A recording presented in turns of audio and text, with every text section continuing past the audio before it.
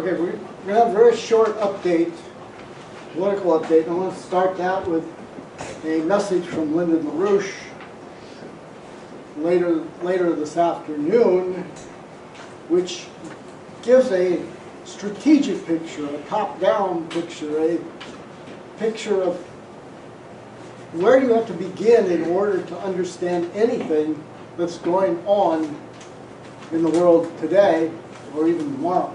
Right? So I'm just going to read a few paragraphs from his message this afternoon. He said,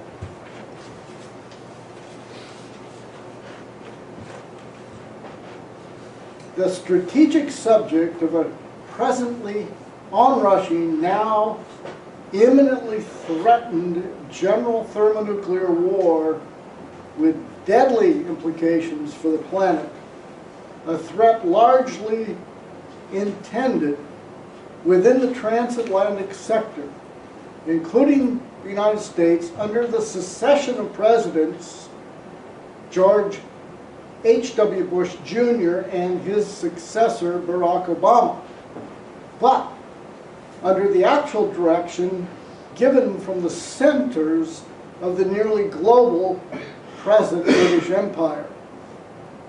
The intention to go to the brink on that war globally is presently certainly intended for some relatively early future time."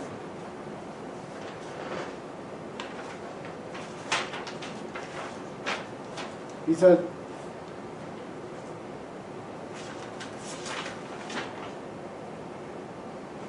"The present threat of an already underlying state of preparations for launching a new global warfare has taken its origin in the terrorist warfare which has been generated from within actually the initiative for a transatlantic general intention for the widespread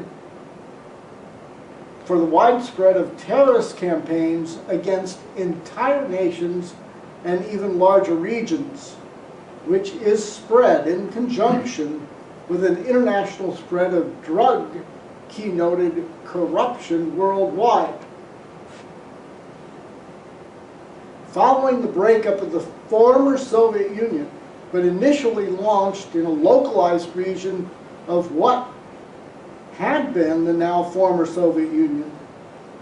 This is the location for which President Putin's had dealt in a period early in his position as Russian president, about 14 years ago.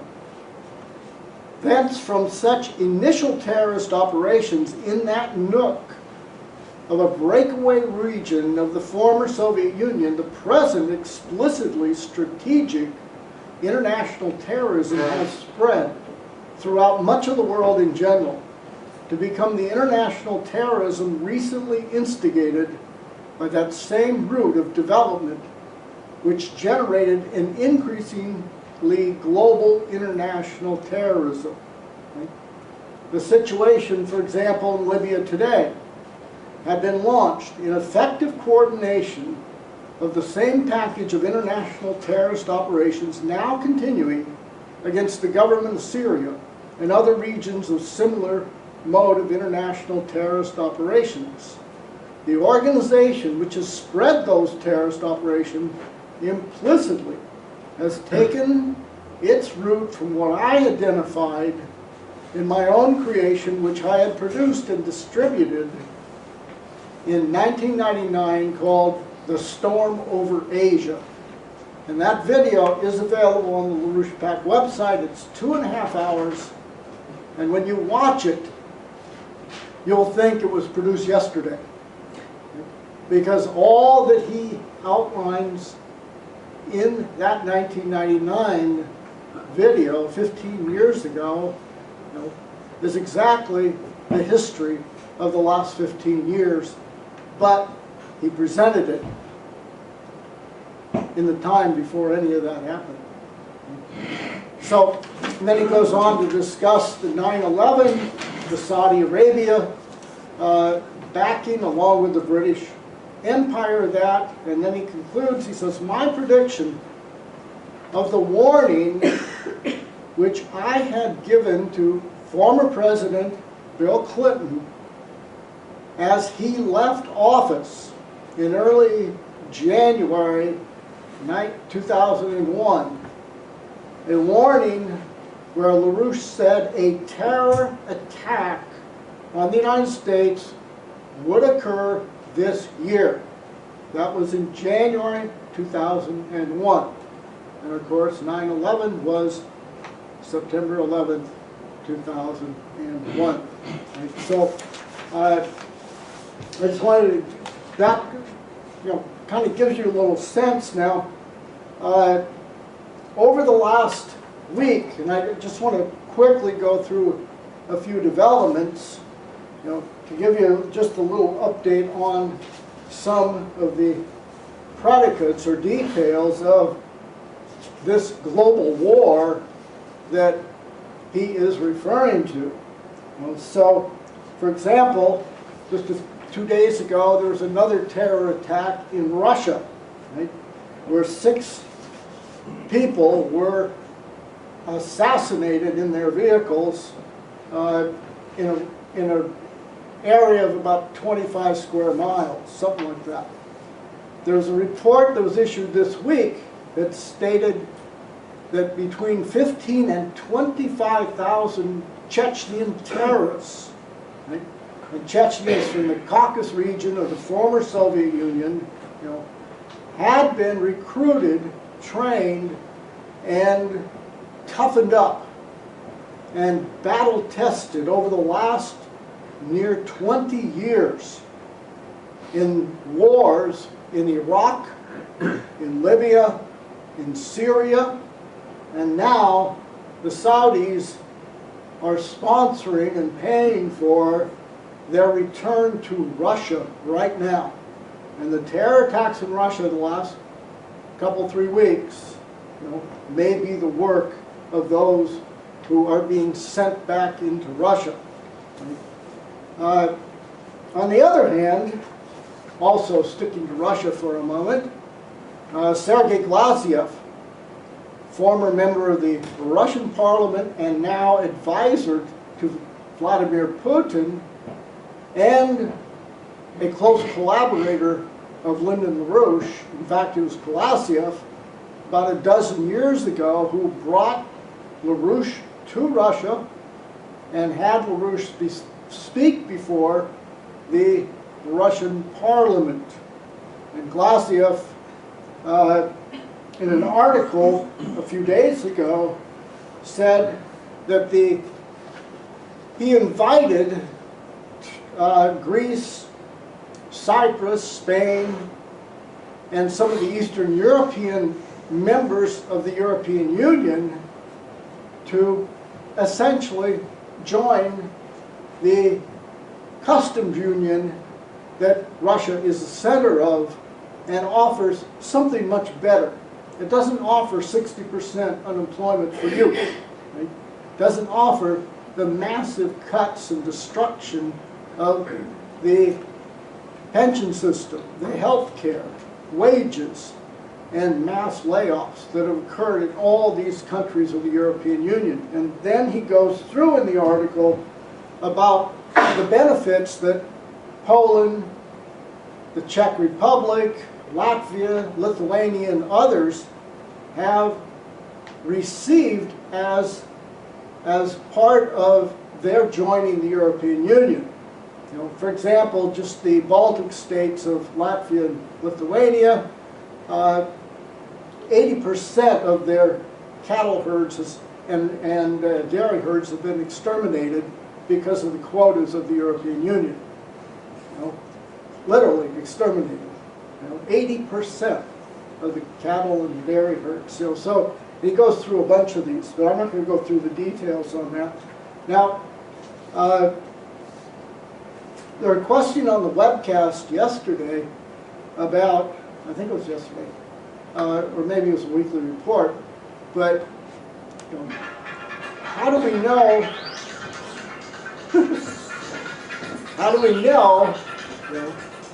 we're really we're really not in an economic recovery. Right? And Lynn always handles it because the question's usually posed that you know, the stock market's going up and there's more employment and blah blah blah. You know, whatever fraudulent statistic people can put together, or just symptoms of a bubble economy. So, but Lynn said, look, you know, please don't expect me to respond to lies. Right? So he's not too interested in responding to these sort of things, but just to give you a little sense of how the too big to fail, too big to jail system continues to work, this week JP Morgan Chase agreed to pay another $2.6 billion in fines and restitution for their role in collaborating with Madoff in his Ponzi scam, which he's sitting in jail for 150 years. Right? You know, so he's not going to be out for a while, most likely. But the collaborator that facilitated his ripping off of something like 10 or 15 billion dollars from people, you know, was JP Morgan Chase. So they agreed that they'd done something wrong, and they agreed to pay 2.6 billion fine this week, and there was no criminal charges. Again, as usual. Now that makes 20 billion in the last few months that JP Morgan has agreed to pay in fines for its criminal activity. And not one officer of the bank has been indicted. Right? Too big to fail, too big to jail. There's a very good description of that. Now, just to give you just a couple more elements of that, remember 1.8 million people on December 28th were thrown off unemployment compensation. And another 2 million will be thrown off over the next few months. And yesterday, the jobs report for December came out, which showed that 74,000 new jobs, net new jobs, were created in December. But there's a little problem with that, because all the expert economists, right, had predicted 190,000 new jobs for December, so they were a little short in their predictions, and they're all shocked. But of course, with only 4,000 new jobs, you know, added to the economy, the unemployment rate still fell down 2%. Right? So it's now 6.7 or something like that. Right? Now, how did the unemployment rate fall? Because 540,000 people in December dropped out of the labor force. They're no longer even counted as being unemployed. Right? Now, every month, in order just to keep even with population growth, right, the U.S. needs to add about 125,000 new jobs, right, just to stay at the same level in terms of unemployment. Right? So, and then finally, another report this week, 48% of public school children are low income, bordering on official poverty rate. 48% of public school children. Now, all right, so now there is a shift dramatically in the world over the last weeks. Now, as LaRouche identified it, it is when the Chinese landed a rover on the moon and announced that it is the, part of a process of development that China has undertaken, which in a few years will culminate, after several other missions, in the beginning of the mining of helium-3 on the moon for the development of fusion power, since helium-3 is the best fuel for fueling the fusion process. Now, as someone said, I don't know where it came from, but it sounds good anyway. And that is 3 spaceship loads of helium-3 to the planet would provide enough fuel for a fusion-driven economy to run all the energy needs of the world for a full year. Right? You know, so you don't need oil, you don't need gas, you don't need solar or wind power, definitely. Right? You fuel run the whole economy based upon fusion development. So that's the strategic issue. Lin said that the action and the announcement by the Chinese is the most significant scientific, technological development in human history. Not because of what it is right this minute, but because of the intention of what it is to produce in the future. Now that's the key thing that LaRouche is always talking about, which is the future. How do you know the future? When you haven't seen it yet. You haven't smelled it yet. You haven't touched the future yet. You know? So you have not experienced the future. So how can you know that something is going to happen? That is how his forecasts, whether it's in the economy or, for example, his 1999 Storm over Asia video. It's because he has an understanding of the creative process of the mind and the central lawful ordering of universal physical principles and social processes themselves. Therefore, very able to actually see where the world is going. And the point of actually understanding the future is so you shape it. So you intervene and create a future that you have determined to bring into being. Right? So with that, I'm going to stop and have a couple questions if people have something they want to ask. We could do that before we start the main presentation.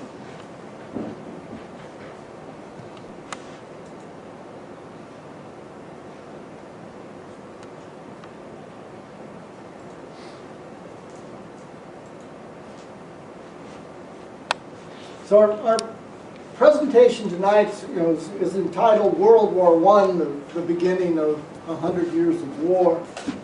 And this is a lesson in history. Yes, it is. But we don't discuss history in order to admire it, relive the past, or anything that is normal for most historians. We study the history in order to create a future that, knowing the history, gives us insight into what is it that shaped the events of the past. Right? That's why we study some history. Right? Because we're going to change the future. And ironically, by changing the future, then we change the past. Think about that for a moment. Now, how do we change the past? Well, our assessment of this guy or that event or this nation, if we change the future, will actually change. Those who appeared to be good guys, back 100 years ago, and those who appeared to be bad guys 100 years ago, our assessment of them can change depending upon how we understand what they were doing or attempting to do, what they did, and how does that affect what we do tomorrow. So it's a dynamic process, the actual real study of history. And you want to actually immerse yourself in some area of history, right, as an experiment, as an exercise in developing your own mind's capability for understanding what we do today in order to shape tomorrow's history. Now, I put a map up here of Europe in 1914, right, and okay, so this is Europe, you know, I mean, 100 years ago this year. You can put it full screen if you want. Oh, yeah.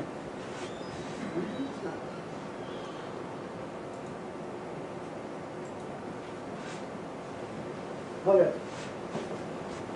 Matt, so are you saying that Poland didn't exist 100 years ago today?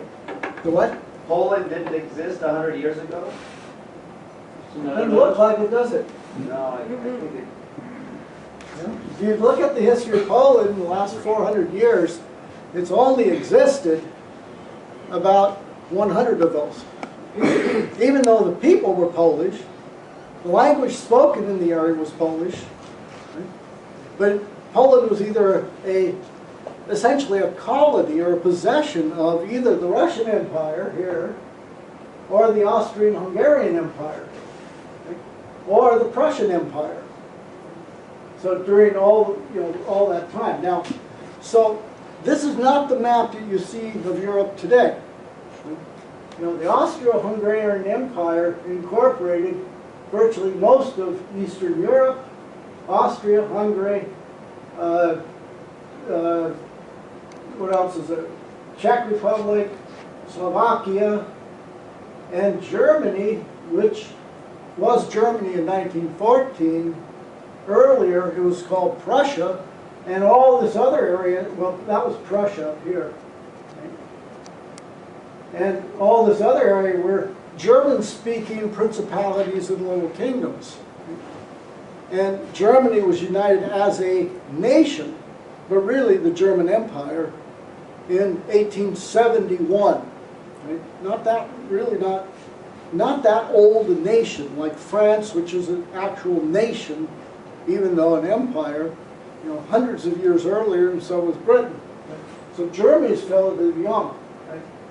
France is here, Belgium here, which is a very important element of World War I, the Netherlands, Britain, Spain, Portugal, Italy. Right? And then the cockpit of World War I is right here, the Balkans. Right? So we have Serbia, Montenegro, Albania, Greece, Bulgaria, Romania, and in here, right in here is Croatia and Bosnia-Herzegovina. Right?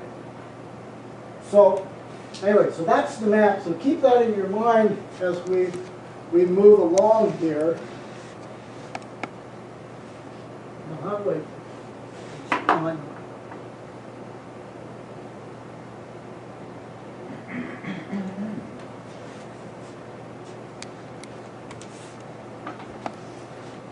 On June 28, 1914, I don't know if you can read that, but I'll read it anyway and sort of follow. On June 28, 1914, Gavrilo Princip, a Serbian nationalist, assassinated Archduke Franz Ferdinand and his wife, you know, the Archduke of the Austrian-Hungarian Empire. Right? And in the streets of Sarajevo, which was in Bosnia-Herzegovina, the area we were just looking at. Right? Now, Archduke Franz Ferdinand was the heir to the throne. Right? The old emperor, Franz Joseph, was 88 years old, virtually on his deathbed, though he didn't die for another 2 or 3 years, for somewhere in 1916 or 1917. But Archduke Ferdinand and his wife were assassinated by a Serb nationalist. Right?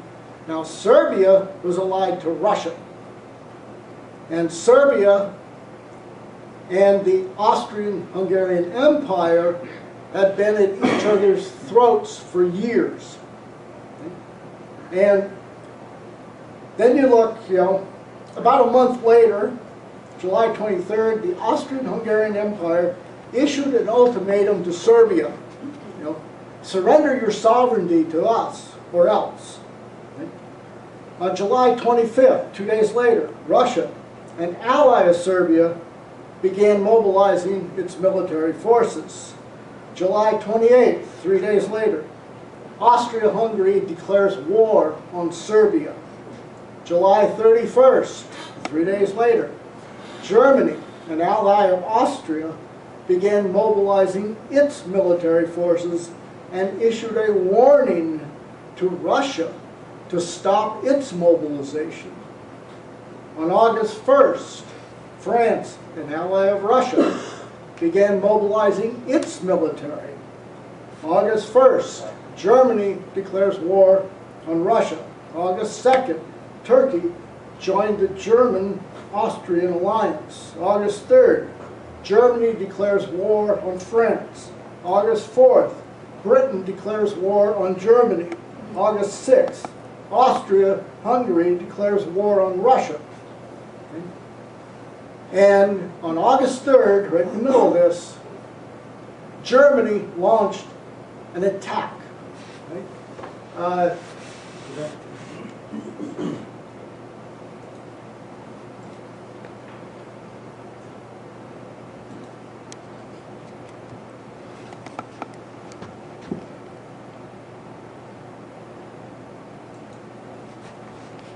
No.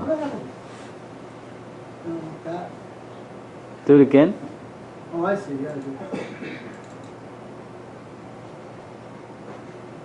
I'll make that big again. Oh, there it is. Step 5. Okay. Now, Germany had built up its troops right here, massively.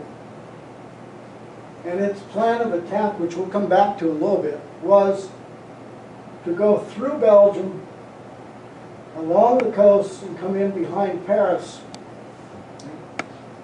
The French had their forces built up here and attacked directly into Germany here. Right? Russia began attacking all along this front of Austria-Hungary and Germany. And of course, Austria-Hungary invaded Serbia, actually crushing them fairly quickly, and we'll come back to more of that in a while. Right? Now, anyway, so thus began World War I, an outbreak of insanity that lasted until November 1918. Right? So over 4 years.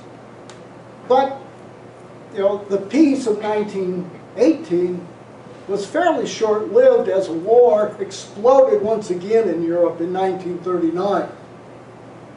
And after World War II, there was even a shorter pause in the slaughter when in 1950, the Korean War, followed by the Vietnam War, set the world on the pathway to more wars, culminating in more recent years with Iraq, Afghanistan, Libya, Syria, and more to come, unless we once and for all extirpate, I guess is what That's pretty good, Pat.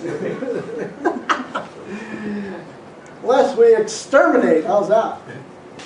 The financial oligarchy that just loves to start these wars. Right?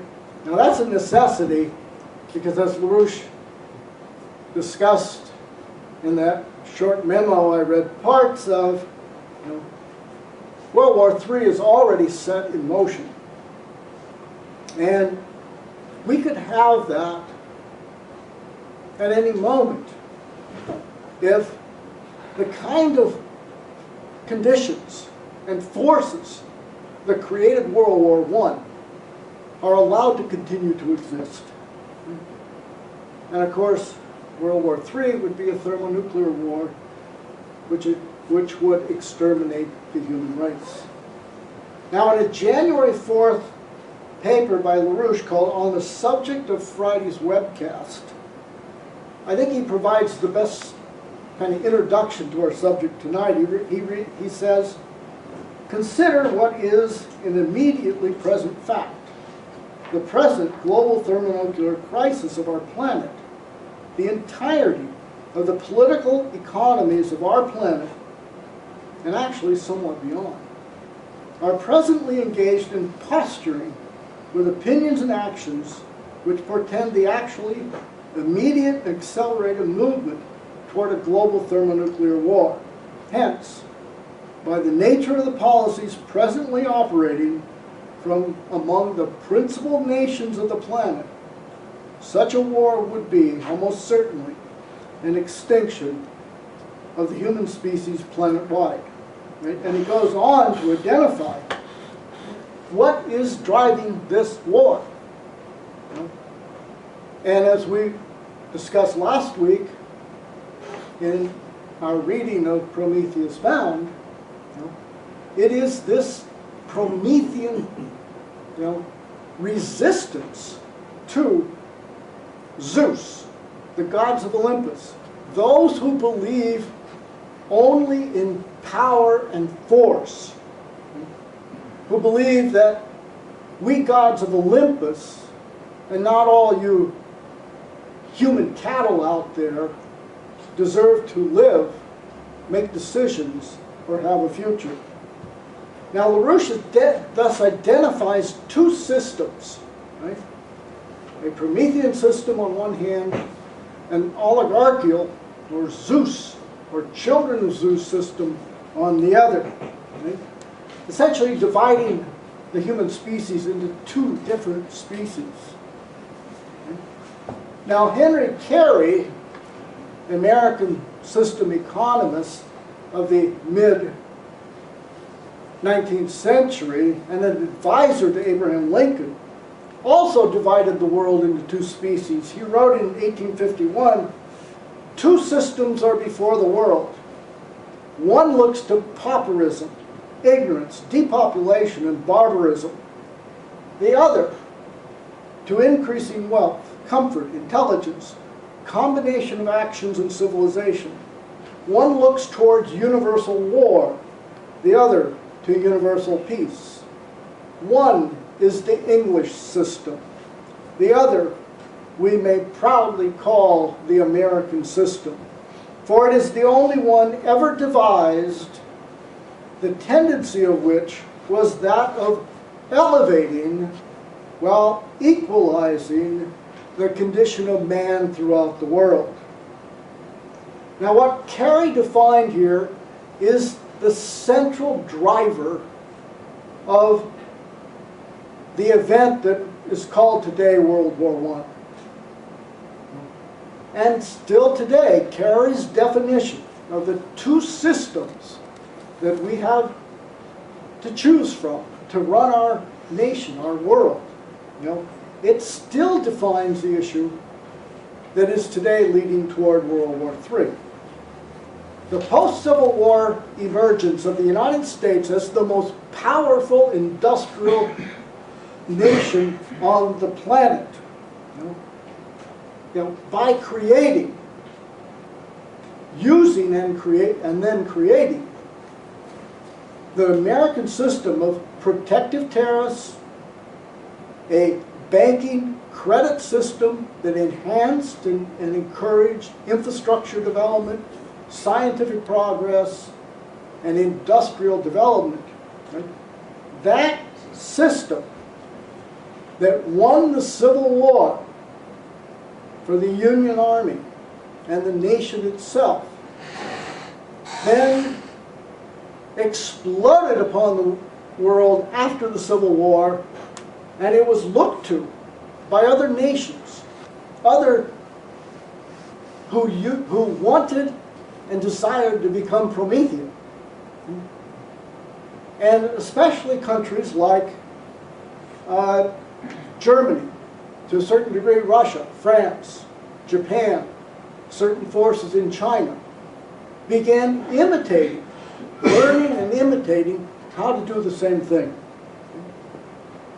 And as these other nations began to do that, the British Empire, its minions, looked upon the spread of the American system as a fundamental threat to the continued existence of their empire.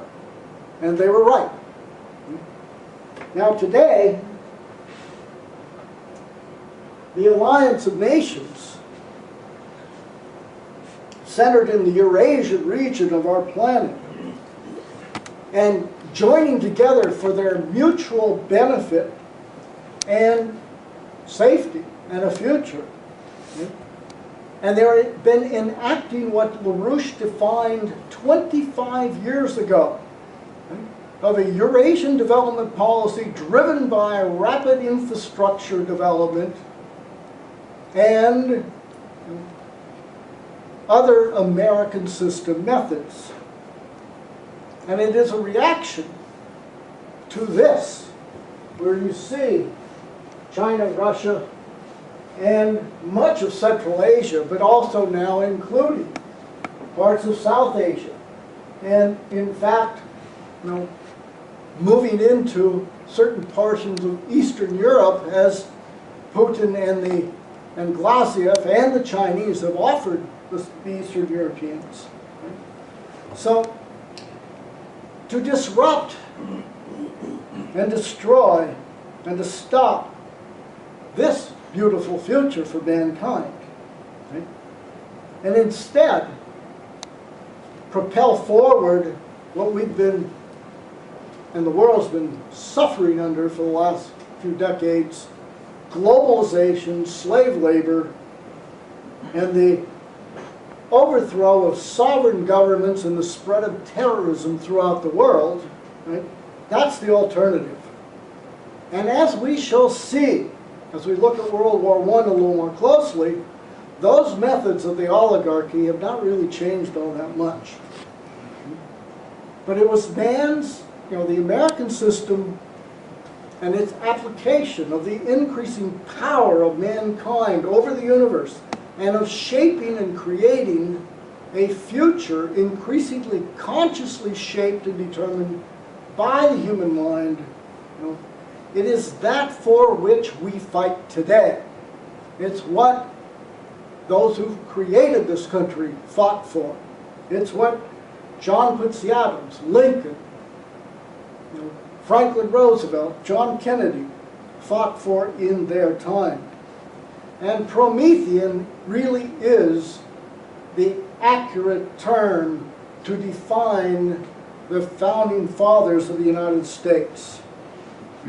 Ben Franklin was described by Immanuel Kant in the 1700s as the Prometheus of modern times, because he snatched lightning from the sky and the scepter from the tyrants. So it's only the failure to think in that way and a failure to create a culture that develops people that think in that way, that allows Zeus, allows the oligarchy, allows the British Empire to continue to manipulate and potentially, literally destroy civilization. But it is the toleration of that dictatorship. Right? It's making a deal with it. It's saying, well, I got to be practical. And that's really all that allows this empire of Zeus to continue to exist. Because the creation of a culture of submission and fear, fear which then leads to the submission. Obey, submit, and die. The three orders of Zeus and the Queen of England. today. So, the nature of the oligarchy, because this idea, they want you to die. Right? That's their intention. Does anyone not believe that? That they would really like to see a lot of people dead real soon? That's the policy. Whether it's Obamacare or hundreds of other elements, that is the policy. Right? So, as Prometheus in Prometheus Bound said of Zeus, but of wretched mortals he took no notice, desiring to bring the whole race to an end and create a new one in its place. Back in ancient times also, there was something called the Cypriot epic about the Trojan War. And this is written in about 750 BC or so. And it was about the Trojan War, which had occurred maybe 400 or 500 years earlier. Right? So it reads this: there was a time when the countless tribes of men, though wide dispersed, oppressed the surface of deep-bosomed earth. And Zeus saw it and had pity on the earth. Right? And in his wise heart resolved to relieve the all-nurturing earth of men by causing the great struggle of the Ilian War, the Trojan War, that the load of death might empty the world. And so the heroes were slain in Troy, and the plan of Zeus came to pass. So, the Queen, when LaRouche says the Queen of England wants to kill 6 billion people, right?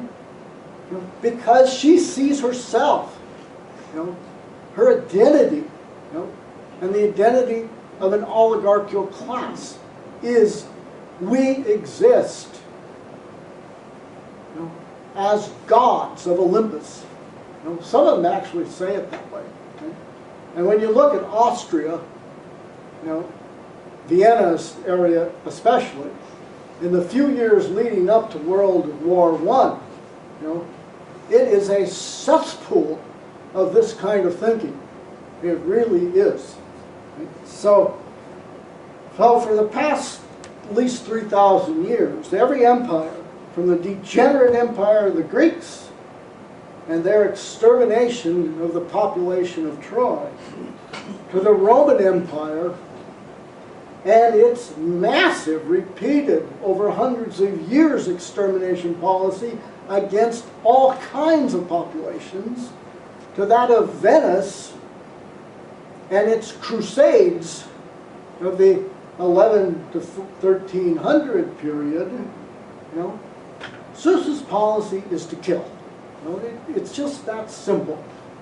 Right? In the more recent centuries, the same idea, the same evil intention has come from spokesmen and leaders of the present home of Zeus, London, the British Empire. Their mass murder of the Irish, for example, repeatedly. The deliberate creation of famines in India, killing tens of millions, typify the policy of the British Empire for the last couple hundred years at least. Now, we've documented extensively, lots of other examples of this, and I'm not going to go through them tonight, but the danger of war comes directly from that evil intention, and because if you won't submit, as China and Russia have made it damn clear, they will not submit. Right? Then, since power and force is the only thing they know, then they're creating a chicken game with nuclear weapons. And that's where we could end up in a war Nobody wants, even, all except for the most insane of the oligarchs, of the children of Zeus, do not want a nuclear war because they'll be destroyed too. So no one really wants it. But they're willing to push to the edge in a giant thermonuclear chicken game.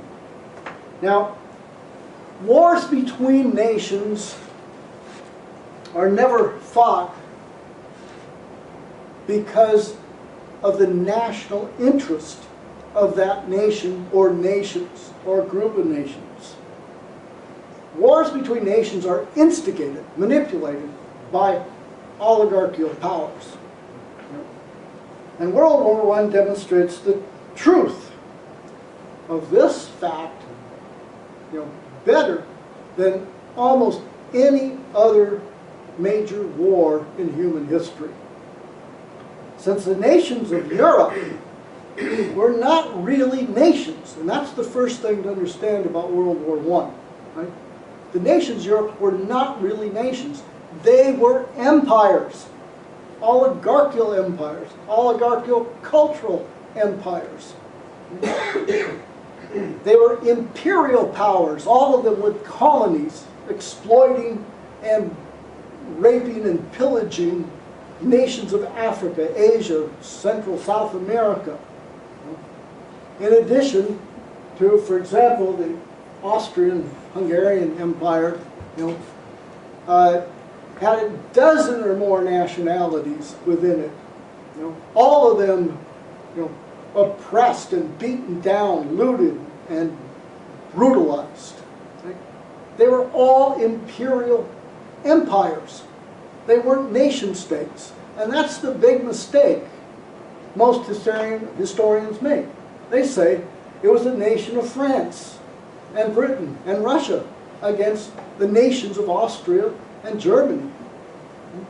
That never happened. Right? It's the empires. Now France technically was not a monarchy like all the others were, but it still was an empire. So real sovereign nations. Pat? Yeah. Just quickly, did those align mostly with like the Habsburgs and like the old nobility of Europe? Is that how they were? Well, you'll get to see some of them in a minute. Okay. Yeah. Okay. Now, real sovereign nations dedicated to the welfare, the general welfare of their populations, have no interest in going to war. World War I was a war between the British Empire, the French Empire, the Austro-Hungarian Empire, the Russian Empire, the Japanese Empire, and the German Empire, which exploded in 1914, following years of an increasing environment of political and military conflict between and among themselves. As Helga Zepp-LaRouche said the other day, they all sleepwalked into war. The United States joined the insane bloodletting a little later, 1917, expressing the imperial empire impulse that had taken over the country and took us into the Spanish-American War of 1898, where we seized the Philippines as our first real colony. The 2 decades leading into 1914 and what became known as the Great War saw all these empires of oligarchical culture and degeneracy engaging in wars, assassination, and Zeus-like behavior that made that explosion in 1914 virtually inevitable. I think the greatest irony that we can see as we look at World War I is that the potential of mankind at the turn of the 20th century to bring about what Prometheus would have been proud of. You know,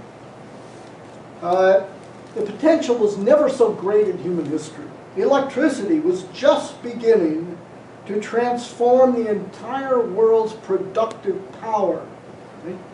Which would mean the greatest increase of the energy flux density of man's ability to transform nature and transform himself. Right? That was all just beginning.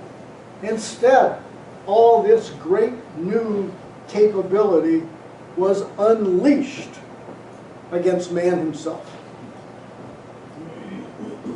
Over the last few weeks, we've seen a whole bunch of articles warning, in the British press, the American press, German press, other media, and even lectures given by people, at various think tanks and other things, warning how 2014 looks an awful lot like 1914. And some of them talk about the Thucydides trap, as for example, General Martin Dempsey, the head of the Joint Chiefs of Staff, has used that several times. And then, because they don't want a war, they're warning them. And then, so they go a little further, usually, and they'll say, you start a war and you don't know where it's going to go. Right? That's true. So far, so good. Right? But, and actually someone will say, war is not inevitable, but it's also not impossible. Right? But, as they usually put it, nations, because of underlying conflicts or imagined conflicts, can stumble into major wars against each other. Now, let's look a little more carefully at what the Thucydides trap is, and where all these commentators go off, right? How they really miss the point. Thucydides, the Greek historian, wrote about the Peloponnesian War of the 5th century BC Greece. And he wrote, "It was the rise of Athens and the fear of the rise of Athens that inspired Sparta to go to war against Athens." Right? So Graham Allison, late last year, in an interview in a publication called The National Interest, warned of a potential war between the United States and China as a replay of the conflict between Athens and Sparta. He referred then to the alliance of nations in the period that led up to 1914, and how because of those alliances, that one nation after another were just dragged into this conflict. Right? And then he uses the example of the U.S.-Japanese alliance today to discuss how a conflict between China and Japan breaking out now could drag the U.S. into a war with China. Right? And others compare the time now to 1914, when Britain, the dominant power, feared the emerging power of Germany.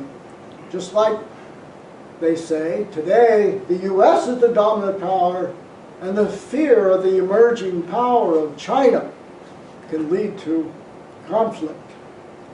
But, Thucydides, Dempsey, Allison, all these others, they get it all wrong. I mean, all that I just went through all sounds reasonable, right? Within a certain framework. Sounds reasonable, right? But they get it all wrong. Because they believe that the cause of war is the competition and the conflict, between nation states. You know, this nation has this interest, that nation has that interest, and that's where the conflict comes. Okay? What they ignore, you know, is the manipulation of an oligarchy, the power of Zeus. A population educated by Zeus to be submissive and stupid, that will allow itself to be manipulated into thinking the interest of the United States today is to smash China before it gets too big. Right? You know, some people think that way. You've run into them probably, right? They're just stupid people. You're going to tell them they're stupid to believe that. Tell them they're fools. Tell them, you know, how in the hell they came to believe that. Because they're too goddamn cowardly to fight the powers that told them that's what the world is. So, now rivalry and offensive acts do occur between nations. And sometimes these sort of things do lead to war. You know, we're not going to completely dismiss that possibility, right? But it is not those kinds of conflicts that are the cause. They are the pretext, you know, to fulfill an oligarchical intention to get you and he to fight each other, to kill each other, and drag in some more of your neighbors to do the same thing, you know, and we get rid of a lot of people that way. So it's the manipulation of populations to slaughter each other. You know, the kind of trite phrase, divide and conquer, really is a true description of an oligarchical policy. Now, in the weekly report 3 days ago, Rush put it this way: we're not dealing with quarrels among nations, we're dealing with more fundamental principles. We're dealing with essentially a conflict between Zeus and Prometheus. And the attempt to save humanity from destruction by Zeus means that you have to call in the principle of Prometheus to do it. And that is creative work, which means changing the character of the earth by taking the policy of going back to progress. And that means going to a Promethean policy. Now, as I mentioned earlier, the American system of the post-World War, Civil War period, you know, after the victorious Union victory by Lincoln against the British allied Confederacy, the slavocracy, you know, the oligarchical culture that said a certain class of human beings were subhuman. And if you white people in the South would dare to teach a black man, a slave, to read, well, that would be a capital offense. You would be executed. And that was the law in many southern states. That's Zeus policy. That's what was defeated in the Civil War. And the momentum of that productive power developed in the course of the Civil War then, as I said earlier, became an inspiration and was adopted and imitated by countries around the world. Okay? So Japan threw away feudalism and exploded as a great industrial power in the last quarter of the 19th century. Russia imported American technology, American engineers, American engines to begin building the Trans-Siberian Railroad. France, too, enacted stiff tariff policies to protect its domestic industry. But no nation more thoroughly adopted the American system than Germany under Chancellor Otto von Bismarck. It was not by accident that Bismarck did this.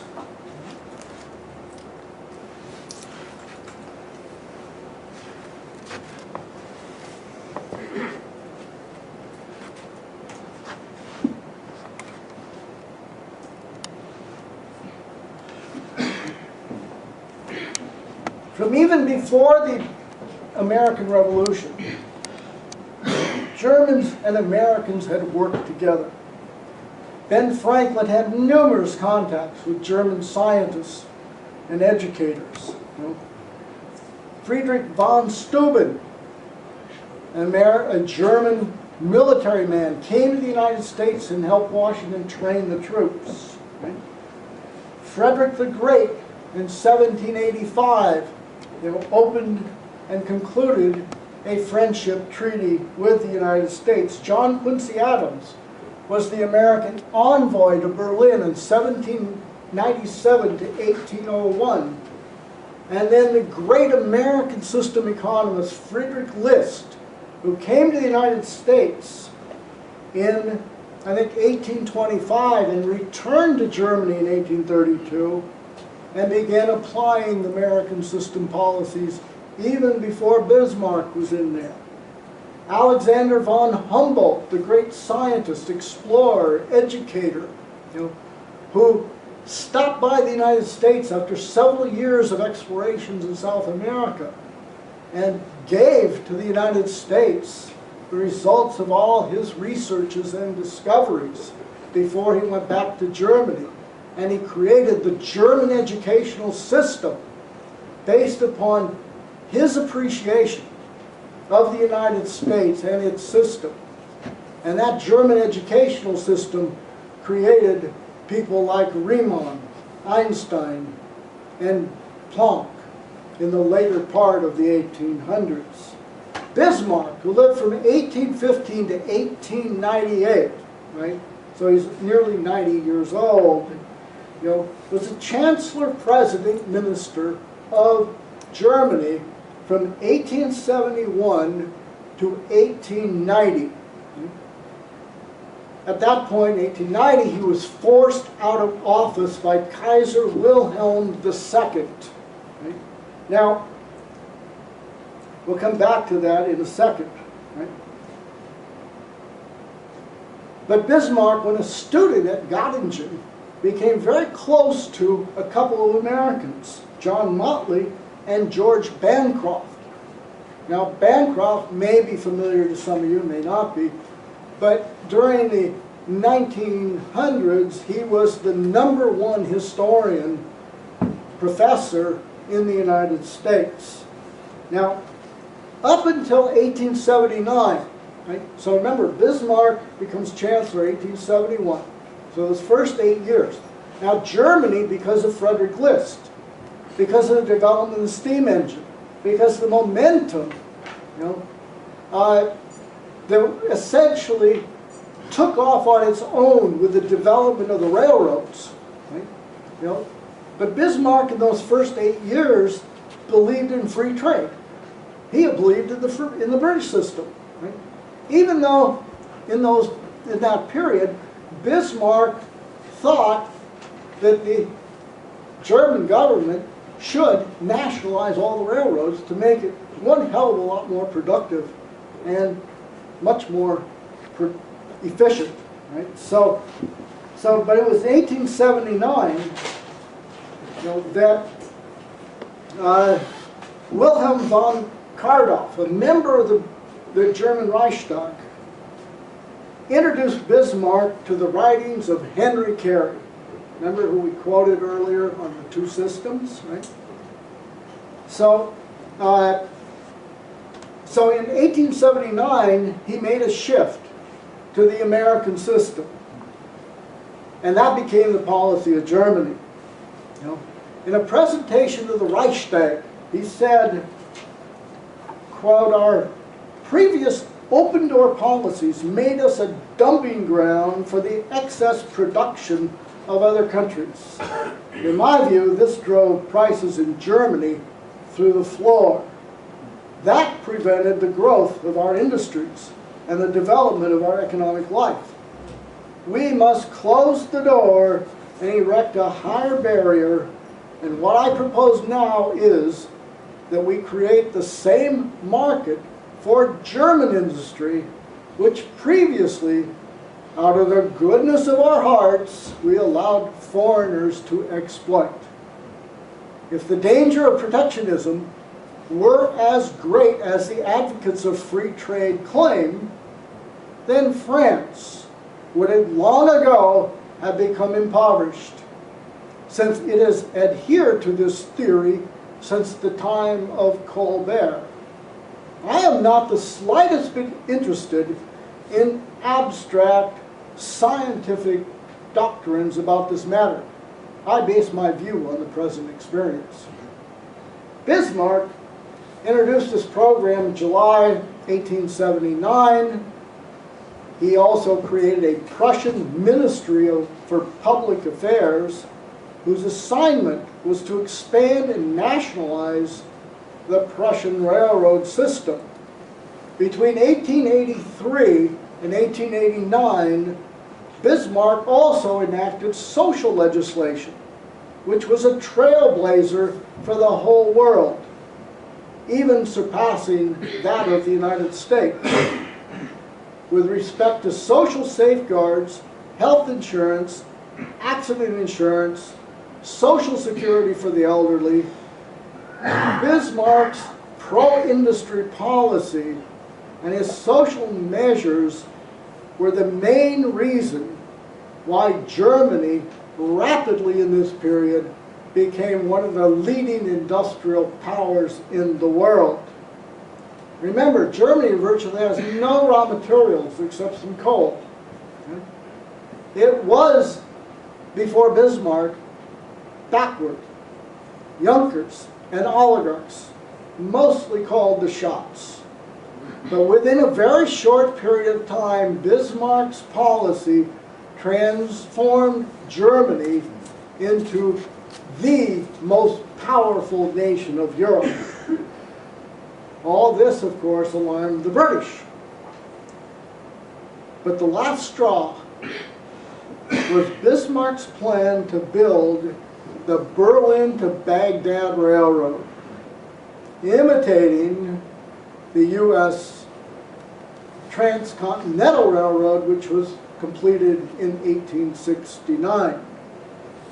In foreign policy, Bismarck echoed the ideas of John Quincy Adams. Okay?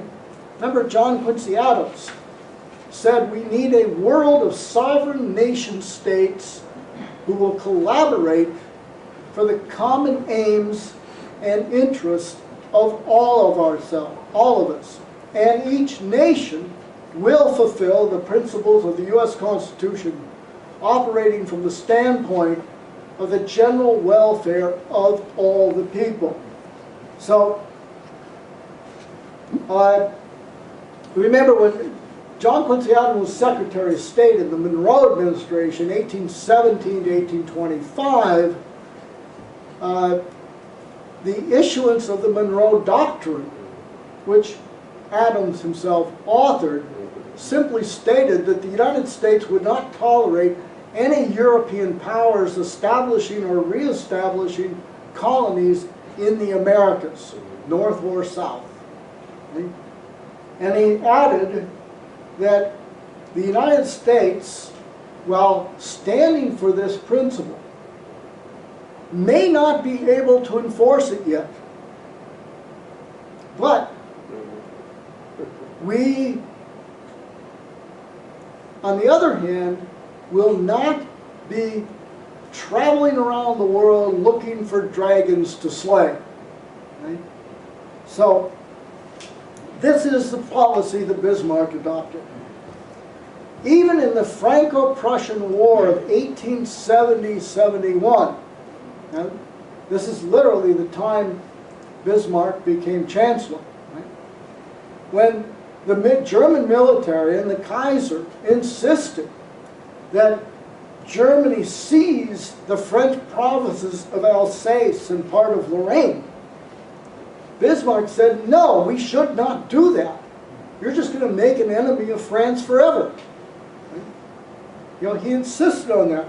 He was overruled, and Germany did seize Alsace and Lorraine and became, you know, the hated enemy of Germany for the next decades to come. Right? So he opposed the policy of Germany becoming a colonial power, of creating colonies. He said, look at France, look at Britain, look at Belgium, right? All the colonies do is give them trouble. They're not, you know, they're not worth what you get out of them, right? Again, he was overruled, right, by, you know, Kaiser Wilhelm II and by the military. And Germany began grabbing a few colonies in Africa. Bismarck's greatest worry was general war in Europe. He worked especially to prevent a clash between Germany and Russia. He negotiated with Russia the 1897 reinsurance treaty, which was a result of his secret negotiations, that is Bismarck, directly with the Tsar. You know, and the Tsar had publicly expressed great trust in Bismarck. And in 1888, during what was called the Bulgarian crisis, when the Serbs and Austria were fighting over who was going to control Bulgaria, Bismarck addressed the Reichstag on the dangers of a European war. He said, this is a quote about his statement. He said, he warned of the imminent possibility that Germany will have to fight on two fronts. He spoke of the desire for peace. Then he set forth the Balkan case for war and demonstrated its futility. Bulgaria, that little country between the Danube and the Balkans, is far from being an object of adequate importance for which to plunge Europe from Moscow to the Pyrenees and from the North Sea to Palermo into a war whose issue no man can foresee. At the end of the conflict, we should scarcely know why we had fought. He warned earlier, 1876, of getting involved in any Balkans war between Austria and Russia. He said, quote, I have no thought of intervening. That might precipitate a European war. If I were to espouse the cause of one of the parties, France would probably strike a blow on the other. The German Emperor Wilhelm I died in 1888, and his successor, Friedrich III, spent 90 days as emperor, and then he died. The new emperor, Wilhelm II, opposed Bismarck's cautious foreign policy. Instead, he favored the rapid expansion of Germany's power outside its borders. Wilhelm II forced Bismarck from office in 1890 at the instigation, as LaRouche has often mentioned, by the British. And you'll see some of that shortly, how that actually worked. You know, Wilhelm II immediately canceled the reinsurance treaty with Russia, and that act allowed France then, which had been isolated, to then open up negotiations for an alliance with Russia. Right? So the two-front war, as early as 1890, was being put into place. Even out of office, you know, remember, he's thrown out of office 1890, right? He lives for another 8 years. Right? He continued to warn of the European war. He said, Jena came 20 years after the death of Frederick the Great. The crash will come 20 years after my departure if things go on like this. Right? 24 years later, after he left office, was the beginning of World War I. As LaRouche has often said, it was the ouster of Bismarck that put the world on the path to World War I. And that war, in its turn, paved the way for 100 years of war. That ouster of Bismarck and the death of Brahms in 1897, which put an end, a final ending to the world of classical cultural optimism, composition, and progress. It is those two events that created the world, much like the world we experience in our lifetimes. A world since the death of John Kennedy, a world of war, degeneracy, terrorism, a world of Zeus. Now let's look at the process of history that led to the Guns of August. First, like today, there were some people who said, right in that period, 1910, 1912, right? They said, there cannot be a war. It would destroy everything. They won't let it happen. I mean, this is literally what people said in 1912. Right? In 1912, the most popular book in England and other countries of Europe, which was published and written by Norman Angell, called The Great Illusion. Anyone ever heard of it? Okay, The Great Illusion. Angell in this book argued, he made the following argument. There can never be another war in Europe because of the economic interdependence of all the nations means that there could never really be a victor in such a war. All the nations would be destroyed. This is 1912. This became the most popular book of the year. There were hundreds of study groups, discussion groups. 1,000 people here, 2,000 there would come to lectures by this guy. Right? It was total enthusiasm. We've reached a world of the end of war. This is 1912.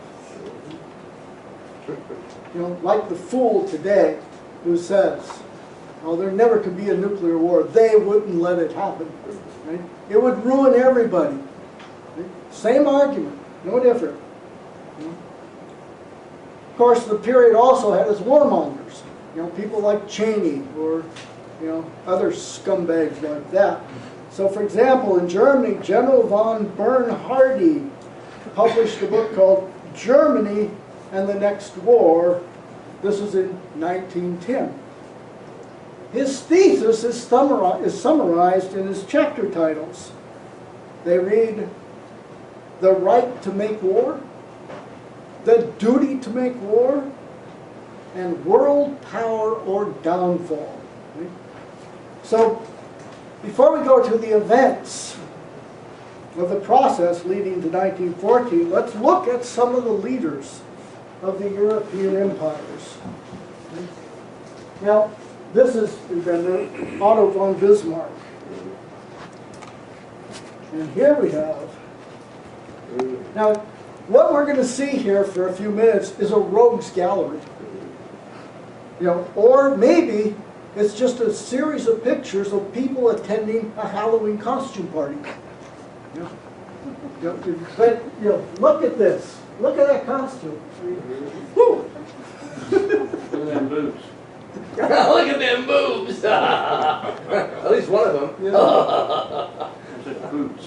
Oh, sorry.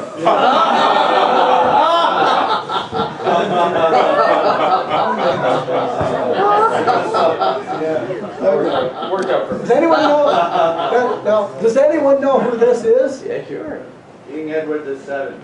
No, it's Prince Albert and McCann. We're out of the kingdom. Now, this is Edward the Seventh. You know, he became king in 1901 when Queen Victoria died after 60 years as queen or something like that. Right? That was his mother. Right? Anyway, he's the guy. This is the guy that drove the process for building the conflict. You know, the poor Edward here, you know, he did all he could to create, you know, this war, this continental war. And then he had to go and die in 1910, you know. So he missed out on all the fun that he had helped to unleash, right? Now the new king of England was George V, right? So he's not quite so spectacular in his costume. And he's pretty nondescript kind of guy, right? Now, so Edward's funeral was in 1910. Right? So all the family was there, right? You know, and a lot of other people. You know, all the monarchs, all the royalty of all of Europe, of virtually all the world was at the funeral of Edward the Seventh. You know, so here you have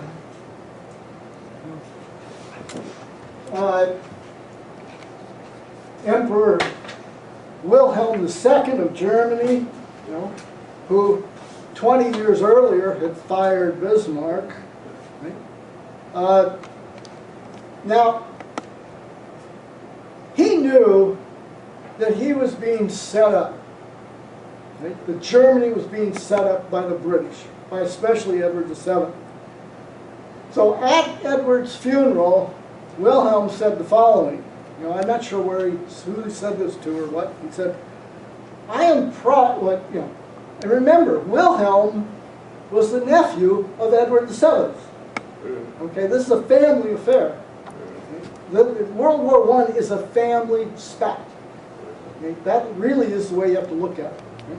So the cousin, you know, he's the nephew of Edward VII. Right? So he said at the funeral, he said, "I am proud to call this place my home and to be a member of this royal family." That's what he was.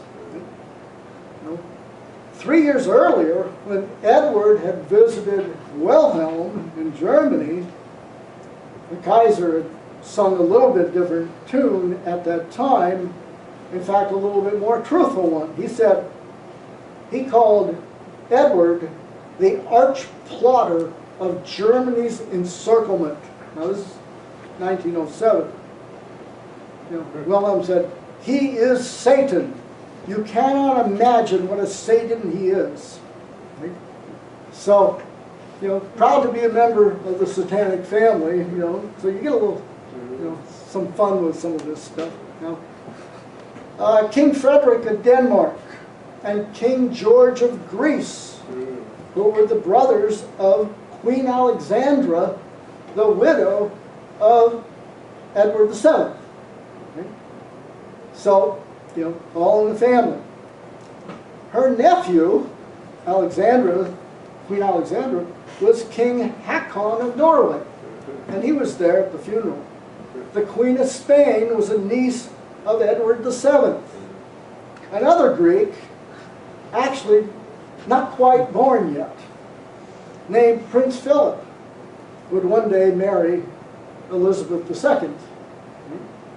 But he's part of this family too. So there were more. They included Albert, King of Belgium. Albert, King of Belgium, who will play a key role in the festivities of the Guns of August. So just keep him in mind for just a little bit here. Okay? And then we have Archduke Ferdinand, you know, the nephew of Joseph, the Emperor of Austria, and Archduke Ferdinand, and that's his wife there, you know, he is first in line to the throne. Remember, Joseph is about 88 years old, and he can kick off at any time, so everyone's figuring Archduke Ferdinand's the next emperor of Austria, Austrian-Hungarian Empire, in fact. Right? Now, but it's also, you know, Archduke Ferdinand here, who was assassinated on June 28, 1914, which is the spark that all the 20 years of developments, you know, lead up to, and the spark that sets off the guns of August and the Great War. Also, Prince Fushimi, the brother of the Emperor of Japan, was at the funeral for Edward. And Grand Duke Michael, brother of the Tsar of Russia. And speaking of the Tsar of Russia, Nicholas II, he was also a nephew of Edward VII. So, and of course, here we have Tsar, oops, no, that was Tsar Nicholas II. Okay. So, now also attending the funeral of Edward was the brother of the King of Italy, Duke of Acosta, the brother of the King of Sweden, Prince Karl, Prince Henry, consort to the Queen of Holland, the Crown Princes of Serbia, Romania, Montenegro, 5 princes of the former French royal house of Orleans, and Prince Si Tao of China, whose ancient dynasty would be overthrown the next year by Dr. Sun Yat-sen, who was a follower of Lincoln and the American system. Now, as I mentioned earlier, LaRouche has emphasized, especially last week or two, he said it about 5 times, that the 2 developments that paved the way for World War I was first the removal of Bismarck from the leadership of Germany, and secondly, the death of Brahms in 1897.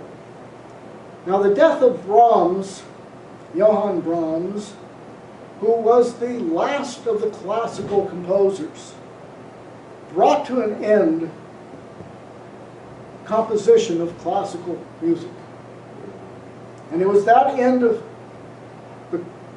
actual composition of classical music that now, 100 years later, reverberates today in the general paralysis of mind of most of the population. The destruction of classical culture actually had begun decades prior to Brahms' death. Romanticism and the so-called music of Richard Wagner, who was Hitler's favorite composer, by the way. Right? This dominated European culture for the last half of the 19th century. By the turn of the 20th century, Richard Strauss and Stravinsky dominated the music capital of the world, Vienna, Austria. And it was a culture and a music of sensuousness, a culture of Zeus. I just want to be brief in this section, but we will get a little taste of exactly what Vienna was like, you know, at the turn of the beginning of the 20th century. As Barbara Tuchman, in her book, The Proud Tower, writes, Strauss, like a circus trainer, could make music. Like a trained seal, performed dazzling miracles against nature. Now, Strauss put the insane writings of Nietzsche to music in Zarathustra, which, you know, was denounced by the critics of the time, who still had a certain dedication to human music. But, like a rock concert today, Strauss's music attracted thousands to be enveloped by the overwhelming sensuousness of it all. Pat, did they call it the opulent era also? The opulent? Era of opulence? Yeah, well, some people do, but most people have never experienced anything like that. It's like most people don't experience much of the U.S. economic recovery right now either. But we're in a recovery. Don't you understand? Anyway, okay. So then Strauss really degenerated. He composed something called Heldenleben, which one critic called freak music. And in that composition, Strauss had created sounds that were described as sniggering, snarling, and grunting. Now, an attempt to outdo Strauss by Stravinsky in his Rite of Spring was described by Tuckman in her book as, quote, the abandonment of understood harmony, melody, and structure, and seemed to be musical anarchy. People felt they were hearing a blasphemous attempt to destroy music as an art and responded with howls and catcalls and derisive laughter. Now, Nietzsche also had an impact on the literature of the period. For example, George Bernard Shaw. As Shaw described it, what really moved him and inspired him were Nietzsche's words, quote, only in the savage forest of vice can new domains of knowledge be conquered. In the spring of 1914, the most popular song in the Western world was, anybody know? Well, I'll read you one verse of it, which names the song anyway. Right? Come on in here, come on in here, Alexander's ragtime band. Come on along, it's the best band in the land. They can play a bugle call like you never heard before. Make it so natural that you want to go to war. Most popular song in 1914, leading into the Guns of August. Now remember, all of Europe is dominated by empires, oligarchical empires. You know? But empires that were fighting each other for dominance. You know? And you actually almost had outbreaks earlier. You know, for example, over Morocco, you know, where the French took Morocco against an agreement with Germany, and Germany and France almost went to war over who's going to get to colonize and steal and loot Morocco. Right? So, whether the motives of each empire were to expand its power or to prevent another empire from encroaching on its power and prerequisites, you know, underneath the veil of politeness, the cordiality of kinship, the emperors and most of the political class that ran the empires were really like a bunch of 12-year-olds fighting over a bag of marbles. You know? That's the mentality. Right? What did it matter to them that their subjects lived in poverty and misery, that the political upheavals going on in all the countries of the empire were shaking every empire to its foundations? None of that mattered.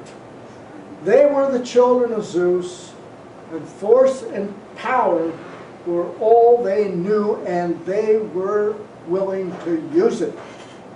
Whether it was the suppression of strikes, you know, or the smashing of an ethnic group's demand for certain rights or privileges, it did not matter.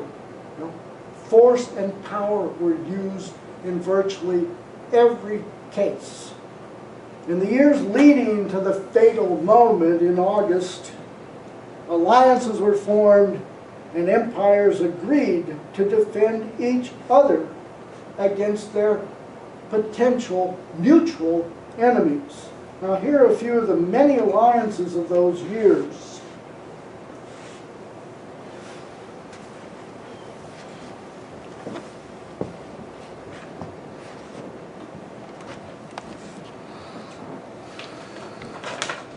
All right. When we go back to 1839, which is a lot earlier than the period we're generally focused on, but we need to because that's the Treaty of London, which guaranteed the neutrality of Belgium, signed by Britain, France, Prussia, Austria, and Russia. That is, nobody would ever violate the borders of Belgium. So this is really key to the early developments in World War I. 1879, the dual alliance of the German Empire and the Austrian-Hungarian Empire. In 1882, Italy joined the dual alliance, making it a triple alliance. So you have now Germany, Austria-Hungary, and Italy as one alliance. Okay? The reinsurance treaty between Germany and Russia, the last attempt is 1887 by Bismarck to prevent a war. 1894. What does that mean, reinsurance treaty? I'm not quite sure. You know, but it was that neither one of them would join any other alliance against the other. Right? So it's, you know, maybe it's, I'm insuring you and you're insuring me, sort of thing. And I think that may be what it is. 1894, the Franco-Russian alliance, right? So a second alliance is building now. Right? 1894 also, Anglo-Japanese Treaty of Commerce and Navigation, which the British saw as a way to contain Russia, right, in the Far East. 1903, the Russian-Serbian Defense Agreement. Right? Remember, Russia's got an alliance with France. Now Serbia's drawn into an alliance with Russia. 1902, the Anglo-Japanese alliance expanded in 1905 and 1911. And we'll see in a few minutes some of the results of that.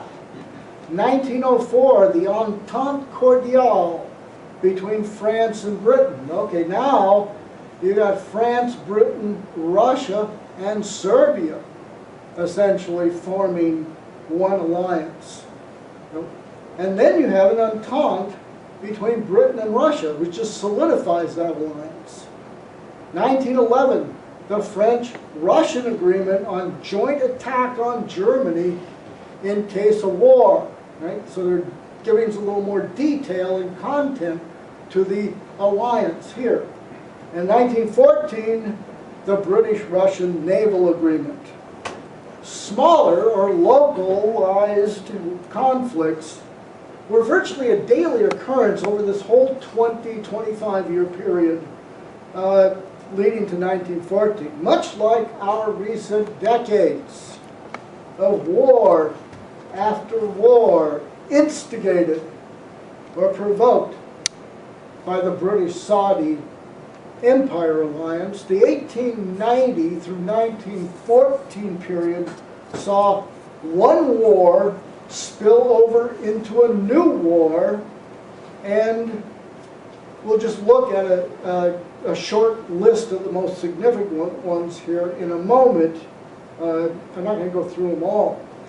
But each war led the empires to increase their production of arms, expand their navies, enlarge their military forces, build railroads for more effective mobilization purposes, stockpile supplies, and in general, prepare for the next war.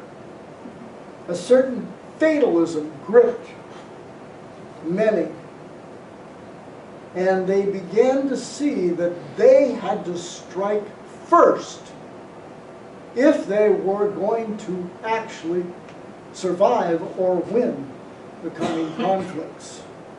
In 1912, some leaders of all the empires and nations did more than prepare for war. They advocated and acted to bring a war upon their enemies as soon as possible. A note here is the British. Having pushed the United States out of the dominant position of influence in Japan, they took what the American system had done in terms of industrializing Japan and turned Japan into an imperialist power in the period of the 1890s. Britain helped to build the Japanese Navy prior to Japan's wars with China and Russia, and we'll see that in a second here. The intention of the British was to contain Russia on the Asia side, just as the British, having helped Japan contain Russia, then forms an alliance with Russia against the Austrian-Germany, alliance itself. Right? This is the British. They helped one person, they helped one power, go to war against another, and then the one that was the victim of it, they become the ally to go to war against someone else. This is the method of Zeus. Keep everyone manipulated. So,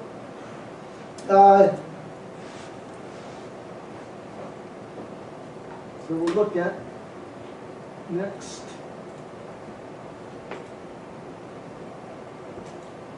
All right, the wars. Right? Okay, 1894 to 95, China-Japanese War over Korea. The war won by Japan. 1898, the Spanish-American War. 1900, the Boxer Rebellion in China against imperialist nations. 1900, the British waged war against the Boers in South Africa. 1904-1905, the Russia-Japanese War. The British provided the Japanese with intelligence. Again, won by Japan. The first time an Asian nation defeated a Western or semi-Western nation in war. 1905, the Tangiers crisis, a near war between Germany and France over Morocco. 1908, the First Balkan War, where Austria-Hungary annexed Bosnia-Herzegovina and Bulgaria declared independence from the Ottoman Empire. Now, let's look at the Balkans map for a moment.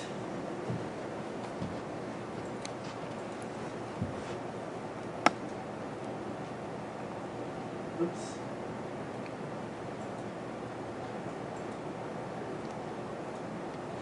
Okay.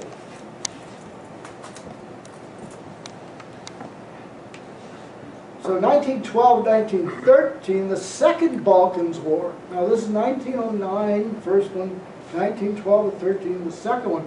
We're getting awful close to 1913, or 14 you may have noticed. But in the second one, Serbia and Greece fought Bulgaria. So you got Greece and Serbia fighting Bulgaria over here. And Turkey and Romania joined the Serbian side. So this is Turkey and Romania, where Romania joins the side of the Serbs here. So Bulgaria is caught in the middle of all this people, all this. Serbia also conquered Macedonia and Kosovo, right? So, how are we?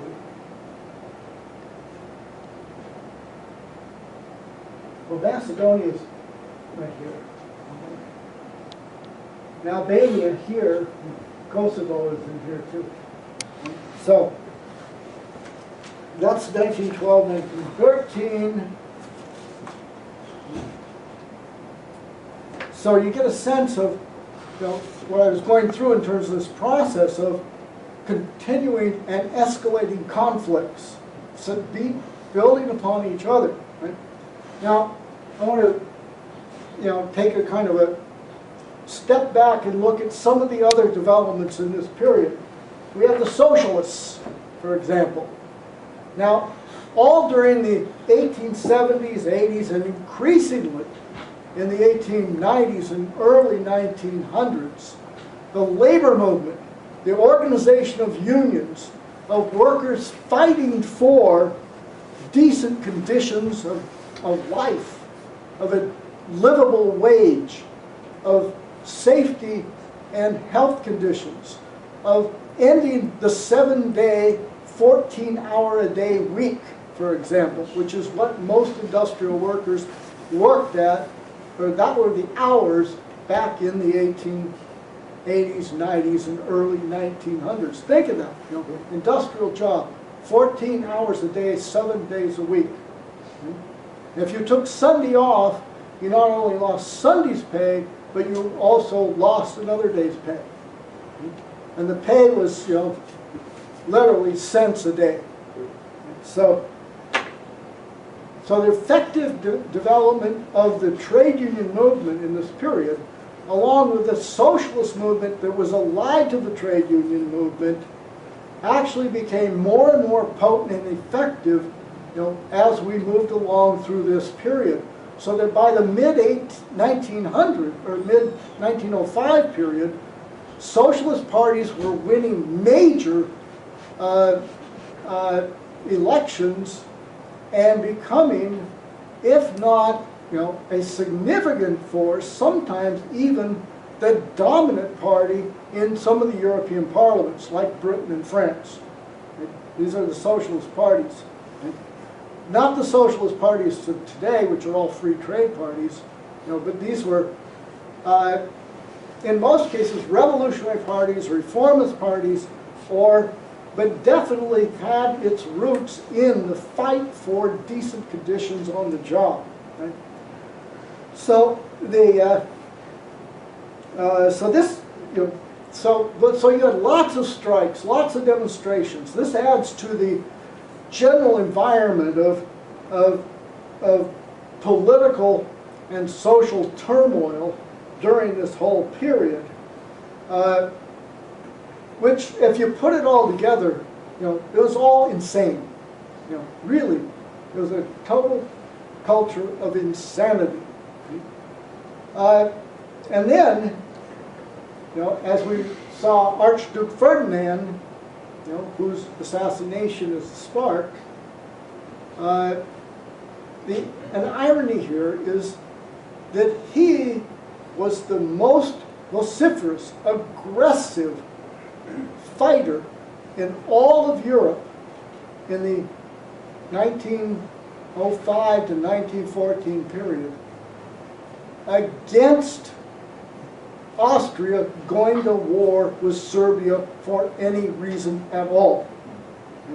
He said repeatedly that if Austria attacks Serbia, there will be general war, that Russia will come in on the side of Serbia, France will come in on the side of Serbia, and we will be destroyed, and everybody will be destroyed.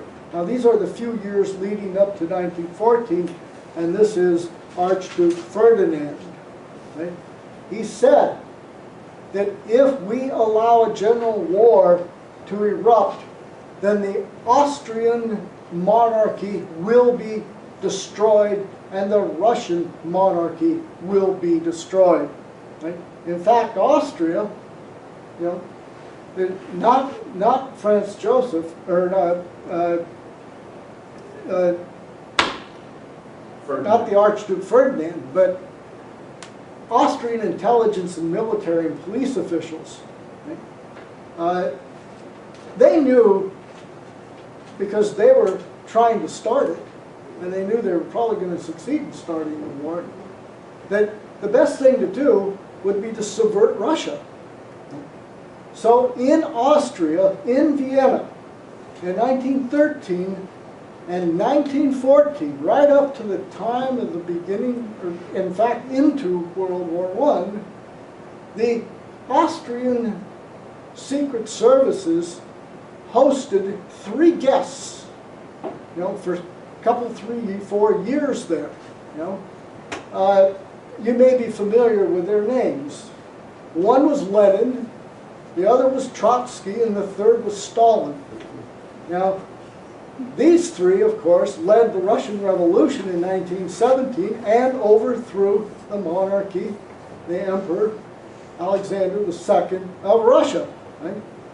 And they were actually, the 3 of them were actually sent back into Russia in 1917 in a sealed boxcar that went from Vienna through Austria-Hungary, through Germany, up to the Baltic Sea, and slipped into Petrograd,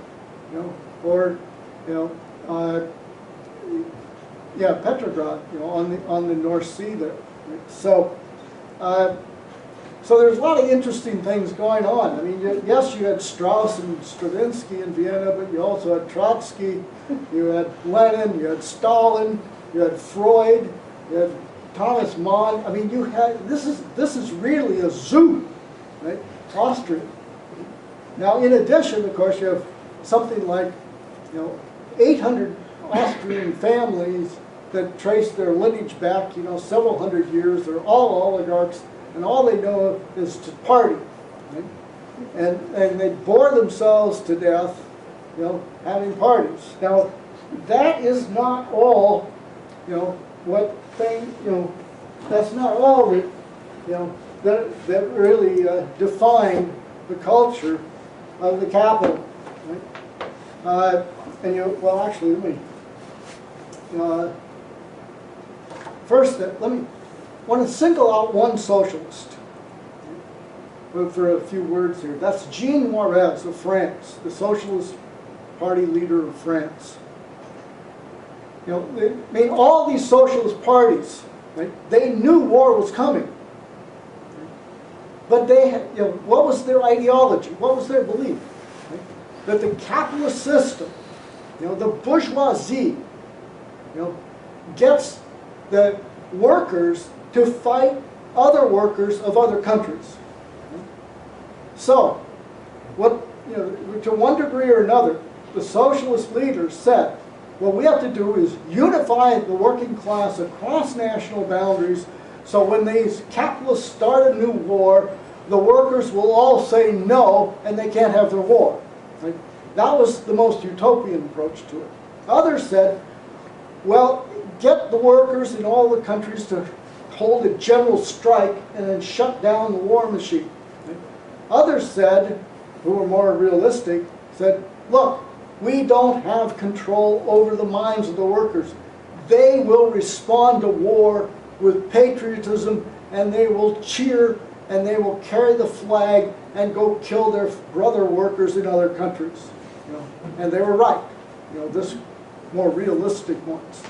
But Jean Moreau, okay, he really worked to stop France and encourage the socialists in other countries to do all they could, within the parliamentary system, because he was a member of parliament in France, to stop the nations on their pathway to war. Okay? Now, ironically, as one, like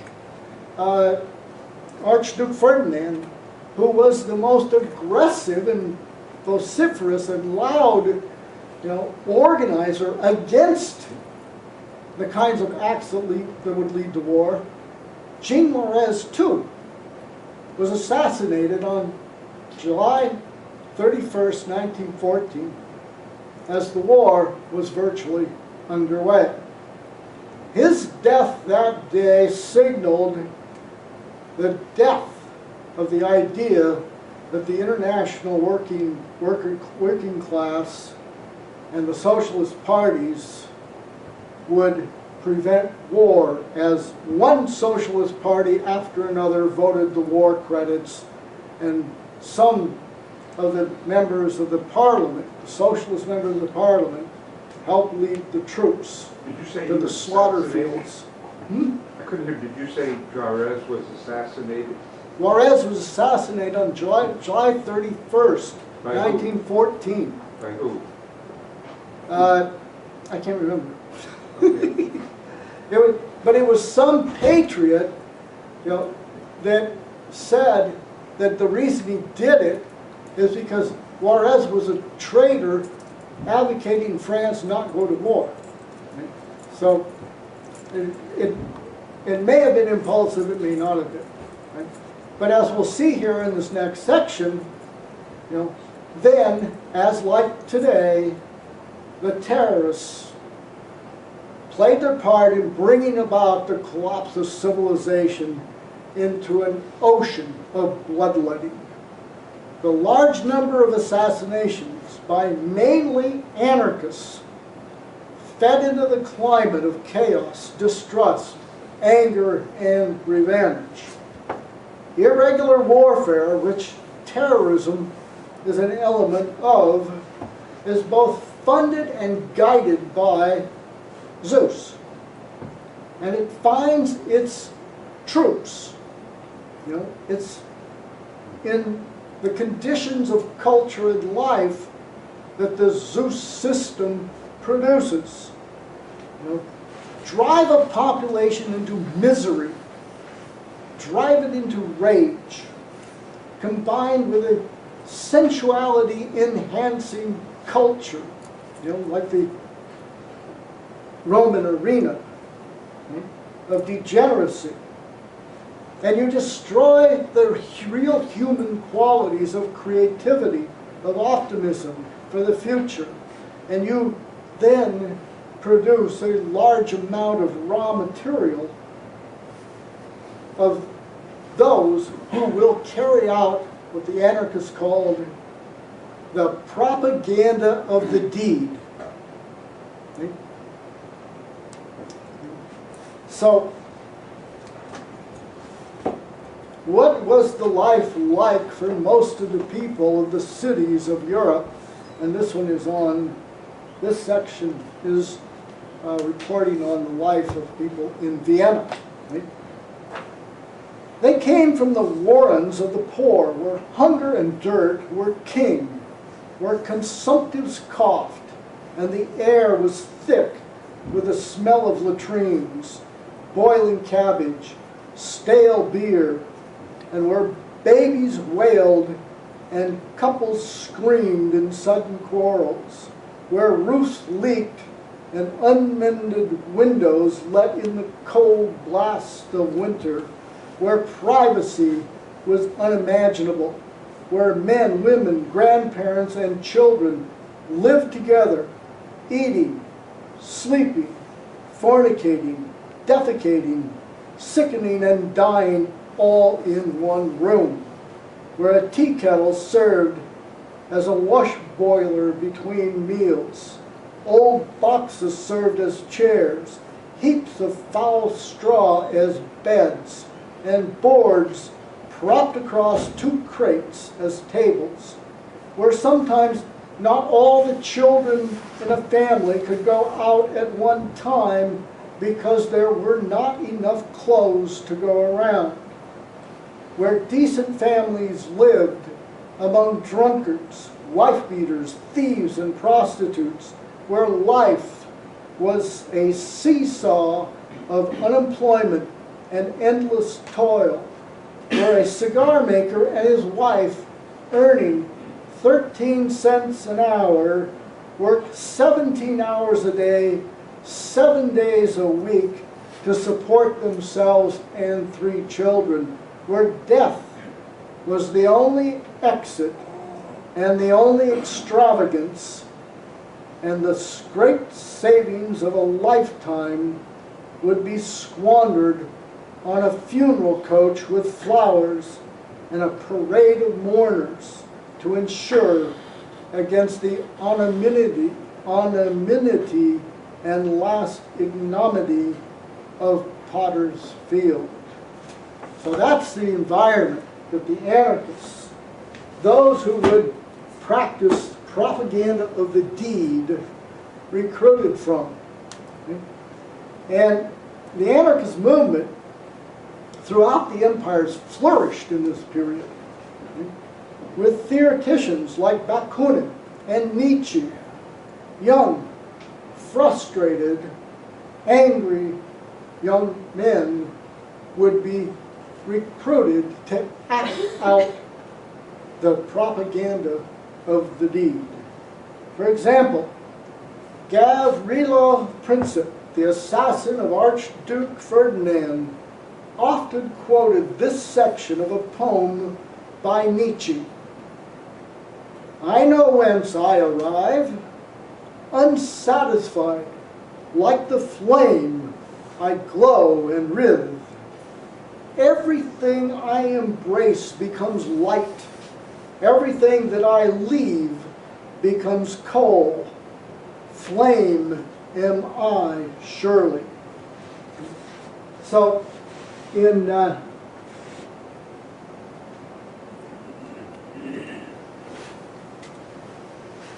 here is a list of the leading assassinations from this period. 1881, the assassination of Tsar Alexander II of Russia. Now he's a good guy. He freed the serfs, allied with Lincoln. Right? This is, but assassinated by Lenin's brother. That's true. 1894, assassination of Sadi Carnot, the President of France. 1897, assassination of Premier Canovas of Spain.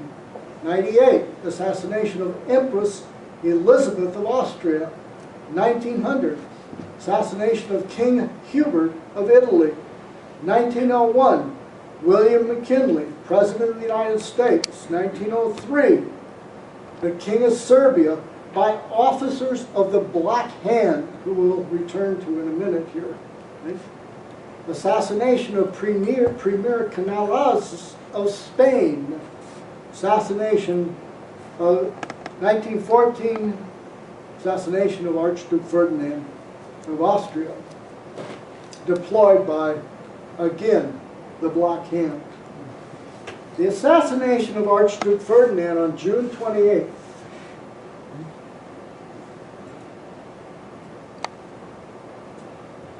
Oops.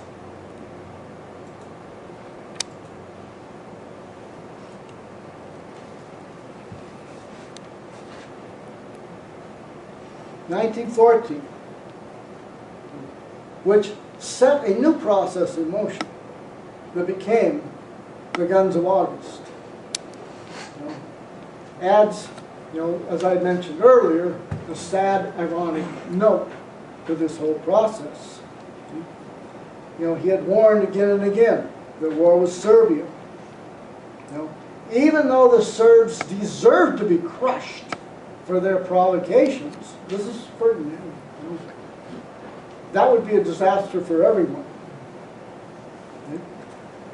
Gavrilo Princip, his assassin, did not know of this belief of the Archduke. And even if he had known of it, it probably would not have mattered. The rage of the Serbian nationalists against Austria knew no bounds.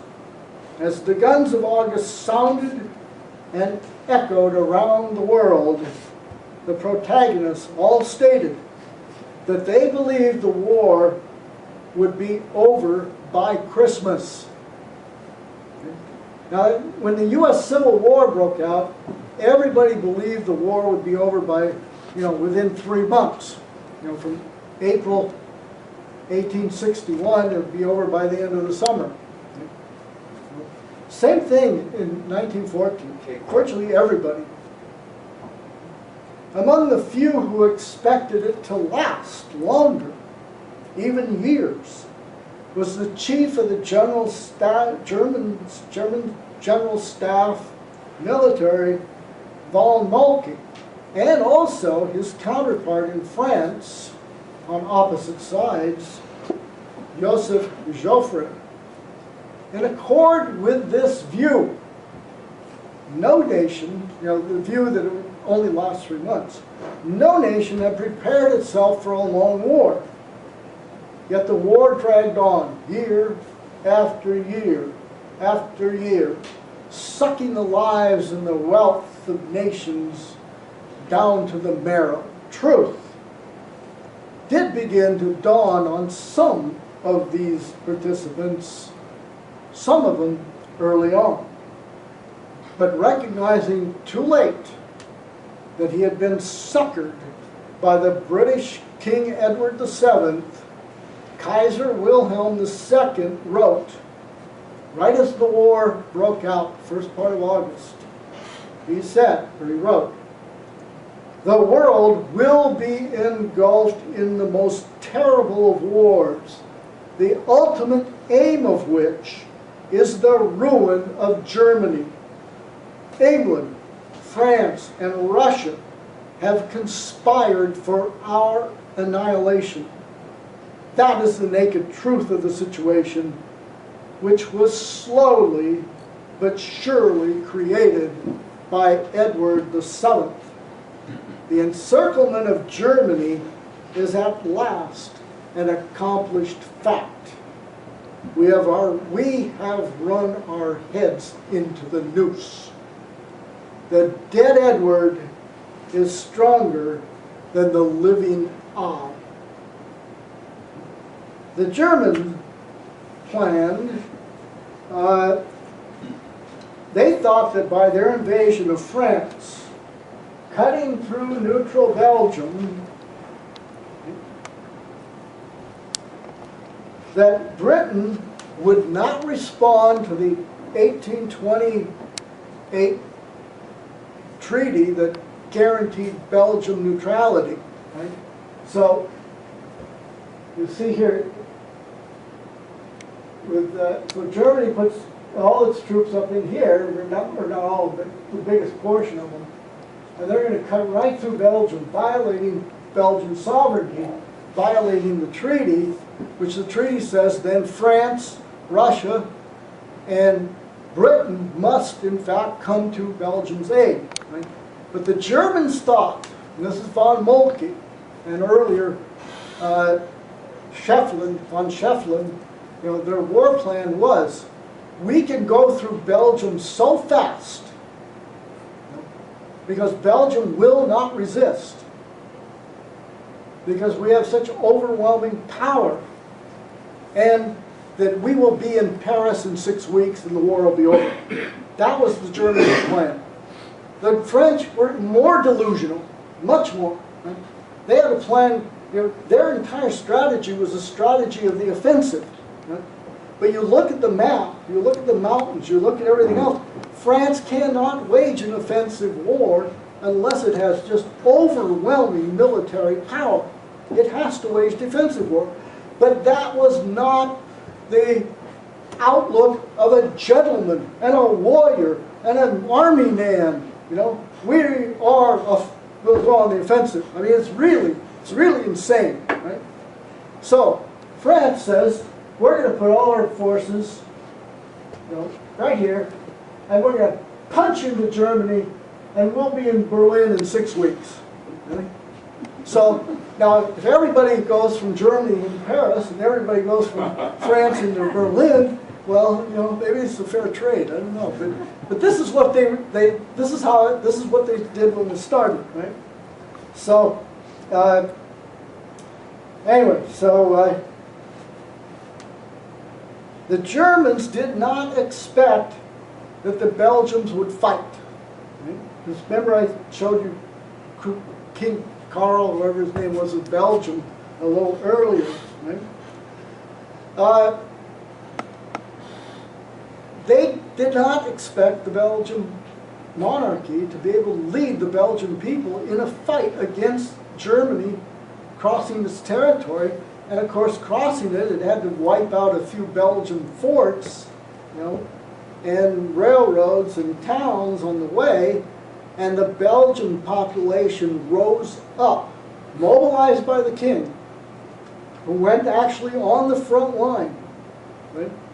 And they fought, and they delayed and stymied the German offensive long enough so that the entire war bogged down and became trench warfare, and for the next 4 years, nobody went anywhere. They would go 20 feet forward and 20 feet back, a mile forward, a mile back, and 10 million people died in these trenches.